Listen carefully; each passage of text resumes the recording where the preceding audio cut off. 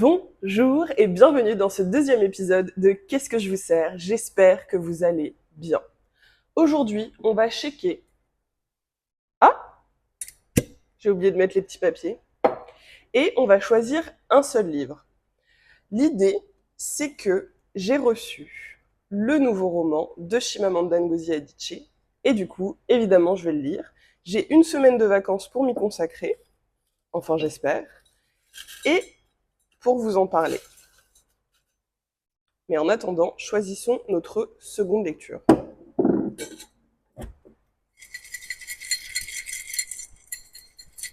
I love it!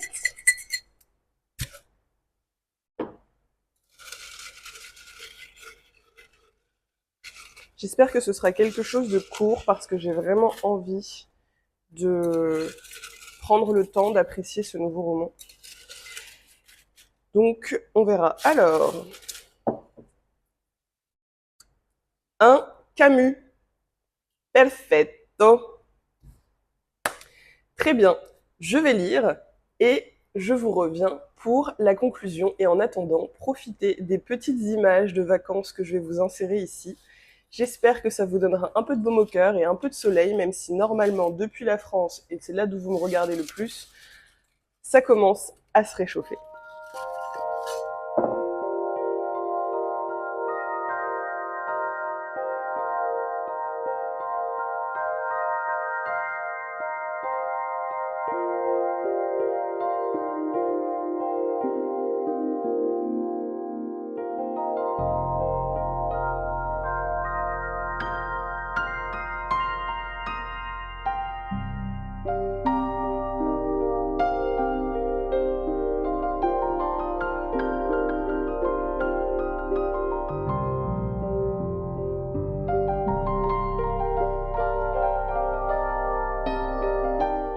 Well, I'm back.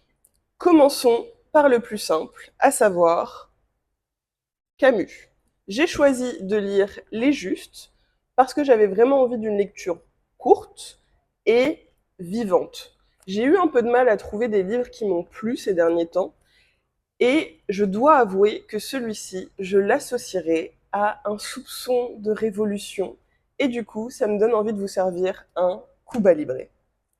Oui, parce que dans ce livre, bien que ça ne se passe pas en Amérique, ça parle de révolution en Russie. Peut-être que j'aurais dû vous sortir une vodka sur des glaçons, mais ça ne donne pas le même effet. Ici, on va suivre plusieurs protagonistes qui vont ensemble monter une expédition pour assassiner le baron qui représente pour eux la fin du monde. Une nécessaire révolution. Mais qu'est-ce qu'une nécessaire révolution et qu'est-ce qu'elle implique? Ici, on va débattre de la facilité ou pas que des gens ont à tuer d'autres personnes pour leurs idées, pour les promouvoir ou pour anéantir l'idée d'autrui. Mais on va aussi avoir un dilemme quand l'un des protagonistes qui doit tuer le baron se rend compte qu'il y a des enfants à l'intérieur de ce carrosse. Et à ce moment-là, que faire? Lancer la bombe et assumer les conséquences de perdre le baron, son épouse et les enfants, ou bien s'abstenir et recommencer cette expédition une seconde fois pour pouvoir finalement les tuer. Je vous laisse le découvrir car le texte est très court, il fait uniquement 150 pages. C'est une pièce de théâtre en 5 actes, donc autant vous dire que vous allez voler à travers ce livre. J'ai dû passer une heure et demie à m'amuser à le lire vraiment à voix haute avec l'intonation et l'énergie que ça demande. J'adore lire du théâtre, c'est vraiment un plaisir. Donc j'étais ravie de découvrir mon premier Camus avec Les Justes et de me replonger dans l'univers théâtral que j'aimerais continuer à lire. J'hésite à m'acheter la Pléiade de Molière qui regroupe toutes ces pièces de théâtre parce qu'il me fait énormément rire. J'avais lu Le Cid aussi il y a quelques temps et je trouve ça fameux. Et d'ailleurs, il y a une citation, pas exacte, mais qui te demande qui du Cid ou de la langue française a inventé l'un ou l'autre, ce que je trouve assez fameux car quand on le lit, on se rend compte de toutes les expressions qui viennent du Cid. Donc, comme pour les justes, si vous avez envie d'une petite lecture mais qui vous anime et qui vous fait aimer le français, plongez dans le Cid. Mais pour revenir à Albert Camus, j'ai beaucoup aimé les questions qu'il s'est posées sur la révolution, ce que c'est que de faire la révolution, ce que ça implique en réalité, et est-ce que tout le monde a les épaules pour faire la révolution? Est-ce qu'on peut s'appeler un révolutionnaire quand on ne peut pas faire d'actes violents? Est-ce que la violence est nécessaire? C'est aussi une question qui forcément habite le livre. Et vraiment, pour tout ça, je lui suis extrêmement reconnaissante. Après, il y a aussi une question plus fondamentale de est-ce qu'on doit faire la révolution et sous quelle forme et pour quelles raisons. La plume est géniale et je suis ravie d'avoir découvert Camus avec cet ouvrage, comme je le disais précédemment. Et maintenant, passons au gros bébé. Dream Counts ou L'inventaire des rêves de Chimamanda Ngozi Adichie.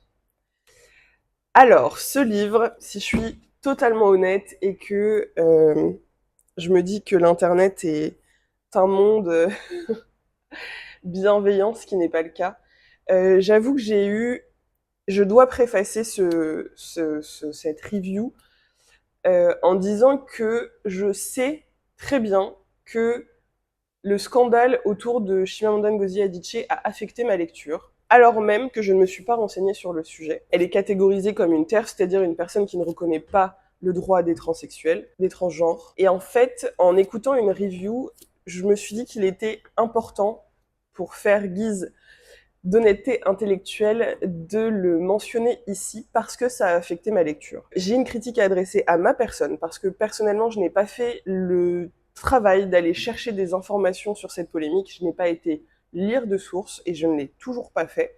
J'ai juste pris l'information, je me la suis appropriée, j'ai décidé que c'était pas une bonne personne, etc. Et pourtant, vu les sujets qu'elle aborde dans tous ses livres, mais particulièrement dans celui-ci, je peux aussi dire que je pense que je n'arrêterai jamais de lire Chimamanda Ngozi Adichie.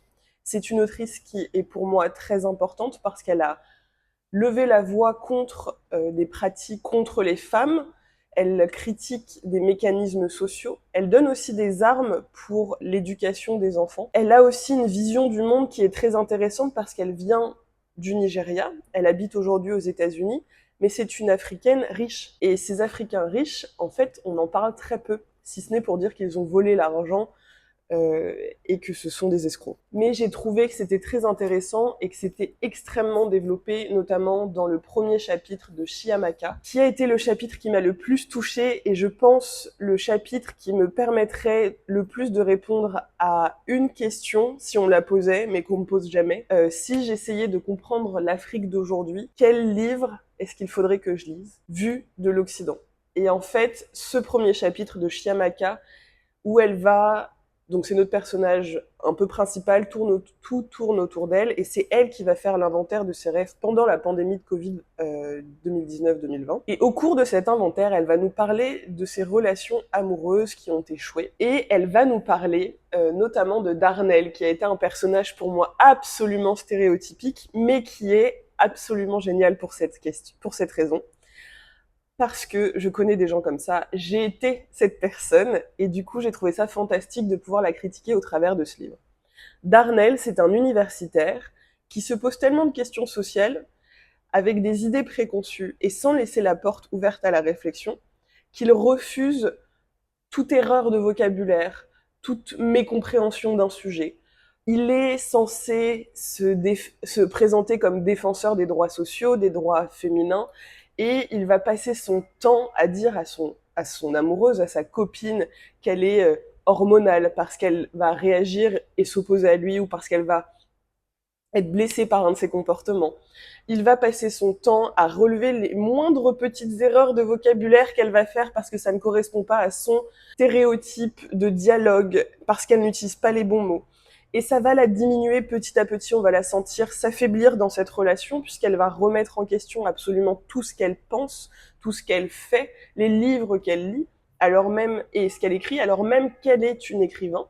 Elle est une écrivaine qui écrit sur ses voyages, parce que Chiamaka, c'est une femme qui est absolument riche de par ses parents, elle n'a pas besoin de travailler, le rêve, mais elle vient du Nigeria. Donc c'est forcément un démon, et sa famille a forcément vendu les Africains américains qui se trouvent aujourd'hui aux États-Unis. Évidemment. Donc vraiment, cette première partie, je l'ai trouvée absolument fabuleuse sur la critique de l'université au sens stéréotypé. Évidemment, je suis pas du tout en train de remettre en question le bien fondé de l'université. Je trouve ça fantastique d'avoir accès à des papiers de recherche.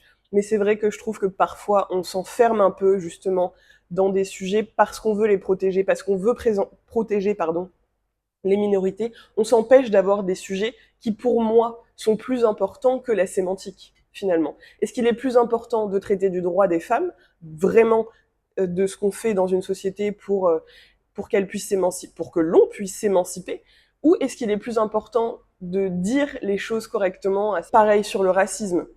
Est-ce qu'il est plus important de faire attention, de vraiment reprendre quelqu'un à chaque fois qu'il dit black, par exemple, plutôt que de se rendre compte qu'en fait cette personne fait vraiment des efforts pour prendre en considération l'autre?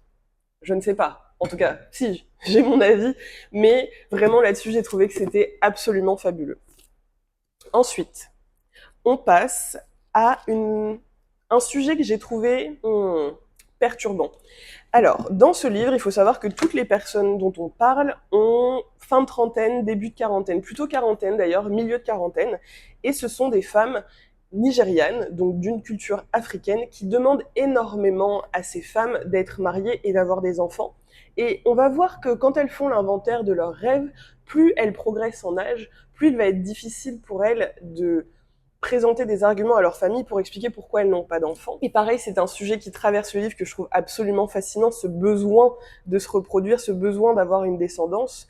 Et les arguments qui sont présentés pour convaincre ces femmes sont absolument fallacieux, puisque c'est uniquement pour ne pas se retrouver seules. Alors, est-ce qu'on fait des enfants parce qu'on veut faire des enfants et qu'on assume la responsabilité de les avoir, parce qu'on est prêt à découvrir quelles personnes ils vont devenir, ou est-ce qu'on fait des enfants pour nous et pour qu'ils s'occupent de nous? Encore une question fondamentale, je pense, et aussi difficile parce que il y a forcément une part d'égoïsme dans le fait de se reproduire, surtout quand on voit, je sais pas moi, l'état de la planète, les perspectives d'avenir, ça peut être hyper oppressant, mais en fait, malgré tout, beaucoup de gens ont envie d'avoir des enfants, beaucoup de gens sont heureux d'avoir des enfants, et j'ai trouvé que là-dessus, il y avait beaucoup de questions auxquelles on n'a pas forcément de réponse. On a les réponses de nos 4 personnages qui vont ou pas devenir mères, qui vont vivre leur maternité de façon différente, euh, et qui vont le vivre aussi d'un point de vue d'Africains immigrés. Donc je trouve ça aussi intéressant, cette façon qu'elle a de forcer son lectorat. Beaucoup d'Occidentaux lisent Chimamanda Ngozi Adichie, et dans ce livre, je trouve qu'elle a fait un très bon travail d'essayer de nous projeter dans une culture qui n'est pas la nôtre, toujours sur un territoire occidentale, avec des cultures qui y sont afférentes, qui sont aussi observées de l'extérieur du coup, et qui nous forcent à nous poser des questions sur l'expérience d'autrui. Comme on le dit tout le temps, la lecture pousse à l'empathie parce qu'elle nous permet de mieux comprendre les gens, et là-dessus, je trouve que ce livre fait un très bon travail. L'autre chapitre qui m'a énormément marqué, mais qui m'a mis extrêmement mal à l'aise, déjà parce que je n'y étais pas, enfin, je n'en savais rien, je me suis doutée au fur et à mesure que je lisais le livre que ça allait arriver. Je me suis dit, oh non, elle n'a pas fait ça, etc. Mais en fait, si. C'est un chapitre extrêmement difficile, c'est le chapitre qui concerne Kadiatou. Et alors là, spoiler, donc si vous ne voulez pas écouter, je vous mettrai le petit timestamp, je sais plus comment on dit, je suis désolée, c'est insupportable, ce franglais. Chronogramme pour la suite, donc zappé. Ok, c'est bon? Let's go.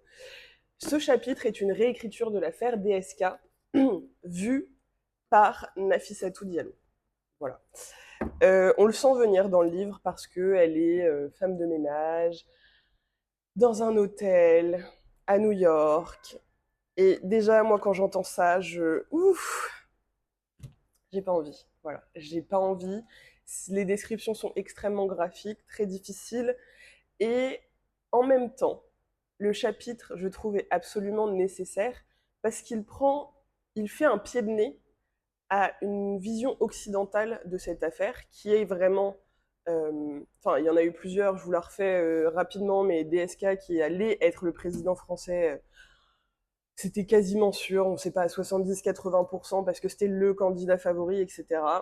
Viole une femme de ménage dans un hôtel grand luxe à New York. Elle, il se fait attraper, on porte plainte, donc la femme de ménage porte plainte, Nafissatou Diallo. Et la première chose qui est dite, c'est que Nafissatou Diallo a menti, qu'elle a inventé cette agression, que tout ça est un montage politique pour anéantir la campagne du dit DSK. Et les charges vont être abandonnées. On ne sait pas aujourd'hui ce qui est arrivé à Nafissatou Diallo, elle a complètement disparu. Et dans cette réécriture, je ne vous en dis pas plus, mais j'ai trouvé que le pied de nez fait à cette vision occidentale était absolument fameuse et m'a beaucoup fait penser à un podcast que j'ai écouté. Alors je n'ai plus le nom, mais je vous le mettrai en barre d'infos et je mettrai l'image ici. C'est un podcast de 2 journalistes qui ont couvert l'affaire au moment des faits, donc en 2011, et qui ont 10 ans après, ou même peut-être un peu plus, ont repris tout leur matériel, toutes leurs interviews, tous les papiers, leurs vidéos, et elles ont reconduit l'enquête post-MeToo, puisque MeToo c'est 2018. Et si vous vous intéressez au journalisme, c'est assez intéressant de voir leurs réflexions évoluer au fur et à mesure du temps, mais c'est aussi très intéressant de comparer la vôtre, si vous aviez suivi l'affaire à l'époque, et celle que vous avez maintenant. Parce que personnellement, à l'époque, j'étais vraiment jeune, donc je m'étais dit, je sais pas, enfin j'étais vraiment jeune, j'étais plutôt jeune, et du coup j'avais écouté, j'avais trouvé ça horrible, mais je me souviens d'avoir entendu des discours où on disait qu'elle avait menti, que c'était pas comme ça qu'on racontait un viol, blablabla, et en fait je m'étais dit waouh c'est hyper violent, genre il y a une façon de raconter un viol, forcément elle a menti, est-ce qu'il y a aussi un biais raciste là-dedans? J'ai pas pu m'empêcher de me poser cette question, et au final j'avais pas trop suivi parce que bon voilà c'était comme ça. Mais quand j'avais réécouté cette histoire, après toute l'affaire MeToo et après toutes les déclarations qui ont été mises en évidence par Mediapart notamment, mais enfin en vrai je suis désolée, mais franchement des viols, il y en a vraiment tous les 4 matins et j'ai l'impression que le pouvoir et l'argent, ça fait complètement rendre fou. Et après je pense qu'il y a des gens, et typiquement comme DSK, qui ont des vrais problèmes. DSK d'ailleurs qui se la coule douce aujourd'hui, hein, qui gagne des millions pour je sais plus qui. Dans ce podcast, elles relisent leur matériel et vraiment on ne peut s'empêcher au cours de l'écoute de se dire que 100% c'était les prémices de MeToo, 7 ans avant, que c'était clairement une affaire de viol et que ça a été traité journalistiquement et du coup publiquement d'une façon horrible, où on a tout de suite mis au pilori cette femme, on l'a même mis sur le côté, on ne s'occupait pas de la victime, tout ce qui nous importait, c'était ce DSK, ce qui allait advenir de l'avenir de la France. Je comprends, c'est important, il n'y a pas de problème. Mais quand même, est-ce qu'on a envie d'avoir ce genre de président? Je ne pense pas. Bref, voilà. Et le dernier chapitre, welcome back aux gens qui nous retrouvent pour ce dernier chapitre. Le dernier chapitre, c'est vraiment l'histoire d'une femme émancipée, forte, mais j'ai adoré, parce que elle nous explique les systèmes de corruption dans les banques au Nigeria. J'ai trouvé ça absolument fameux. J'ai pris moult notes auxquelles je retournerai.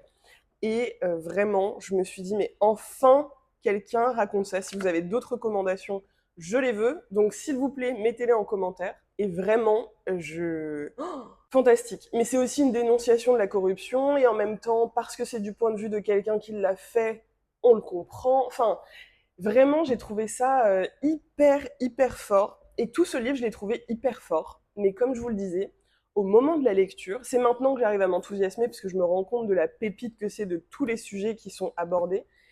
Mais il y a eu quelques moments où, parce qu'elle a écrit certaines phrases, je me suis dit, c'est bien de prôner la tolérance, mais ce serait bien de se l'appliquer à soi-même. Parce que quand on demande aux gens de comprendre notre histoire, de se mettre dans nos baskets, etc., c'est génial et je suis à fond pour ça. Je pense qu'il y a des choses aujourd'hui qu'on s'interdit de dire, comme Darnell dans le premier chapitre de ce livre que je vous conseille vraiment. Et à la fois, c'est vrai que quand notre discours va heurter des gens, je pense que parfois il vaut mieux s'abstenir. Mais en ayant eu cette réflexion, je me suis aussi dit, est-ce que Chimamanda Ngozi Adichie a été mise dans une position où elle a pu s'abstenir? Parce qu'aujourd'hui, j'ai l'impression qu'on pose des questions de société, qu'on pose des questions politiques, qu'on pose des questions économiques à tout le monde, euh, que ce soit leur métier ou pas, sans qu'on ait le temps de se former un avis. Et peut-être parfois, et c'est un peu le propos de notre personnage principal, ce sont des sujets qui ne nous intéressent pas, ça arrive, c'est pas très grave.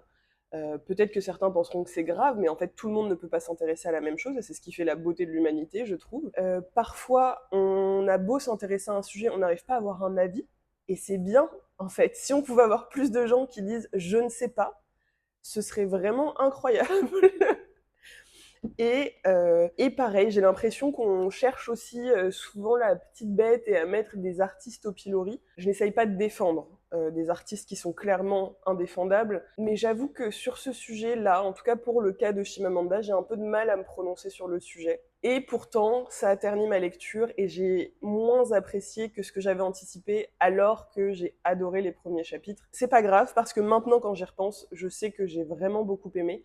Autre chose que je voulais mentionner sur ce livre, j'ai énormément souligné de phrases que j'ai trouvées soit très pertinentes pour décrire la relation Occident-Afrique, soit parce que j'ai appris des choses, soit parce que le lyrisme de Chimamanda Ngozi Adichie, je l'ai trouvé absolument fameux. J'étais très très heureuse de le lire en langue originale, c'était la première fois pour moi. J'ai encore un de ces romans qui m'attend sur ma bibliothèque et ça restera le même, c'est L'autre moitié du soleil que j'ai beaucoup de mal à lire juste parce que c'est mon dernier de cet autre. Je recommande ce livre, je trouve qu'il est intéressant. Si vous n'avez pas envie de l'acheter parce que vous n'avez pas envie de lui donner d'argent, c'est ok, je pense que vous trouverez quelqu'un pour vous le prêter ou vous pourrez le lire dans 20 ans quand il sera passé dans le domaine public. En attendant, je trouve que c'est un très bon livre et qu'au-delà de cette polémique, elle soulève des questions qui sont extrêmement importantes. Elle prend des positions qui sont étonnantes pour un œil occidental. Mais dans l'autre sens aussi, je pense pour quelqu'un qui a grandi dans un contexte africain, ça peut paraître bizarre de voir la confrontation justement avec les États-Unis. Et j'ai beaucoup aimé le fait que le personnage principal soit riche. Ça, j'ai trouvé ça fantastique. Qu'elle soit plutôt dans sa quarantaine, ça aussi, j'ai trouvé ça génial. Et j'ai bien aimé le fait qu'on n'ait pas vraiment de conclusion, qu'il y ait des questions qui soient posées mais qu'on n'ait pas de réponse. Je détestais ça quand j'étais plus jeune, je pense une recherche de certitude. Et plus je grandis, plus je me rends compte que c'est aussi un cadeau que nous font les auteurs de nous laisser apporter nos propres réponses ou aussi de nous apprendre que parfois, il n'y a pas besoin d'avoir de réponse. Après ce cosmopolitain qui est le cocktail féministe par excellence, puisque c'est celui de Sex and the City, et notre Cuba Libre pour la Révolution. Je vous laisse et on se retrouve la prochaine fois pour un épisode de Qu'est-ce que je vous sers. À très vite et passez une bonne journée. Bye bye!